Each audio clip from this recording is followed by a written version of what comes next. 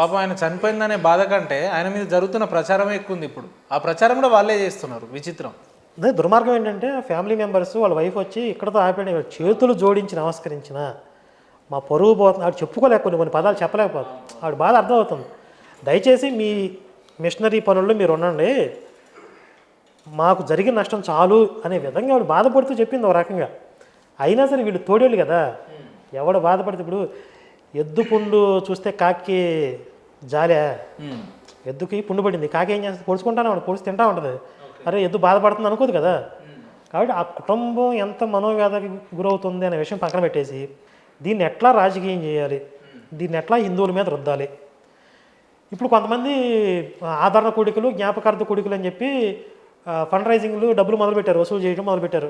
Okay, శవాల మీద పేలాలు ఏర్పడటం కాదు ఇది. అంటే వాళ్ళ కుటుంబం బాధపడుతుందని ఆలోచించేటువంటి కరుణాకర్ సుగుణ గారు, మరి నేను వీడియోలు చేస్తే వాళ్ళ సమాజం బాధపడుతుంది అనే సందర్భం ఎప్పుడు ఆలోచించలేదా? ఆయన పోయినప్పటి నుంచి నాన్ స్టాప్ ఒకటే ఆ అంశం మీద బాగా క్లారిఫికేషన్ ఇస్తున్నారు, మాట్లాడుతున్నారు. నేను ప్రవీణ్ వ్యక్తిత్వాన్ని కించపరుస్తూ మాట్లాడాల వీడియోస్లో. ఇప్పుడు ఆయన చనిపోయిన తర్వాత కూడా పాస్టర్లు ఏదైతే ప్రాపగాండా చేస్తున్నారో ఇది అది కదా, ఇది అది కదా అని చెప్పి వాటికి కౌంటర్లు ఇస్తూ, ఇందులో లాజిక్ ఎక్కడ ఉందో దరిద్ర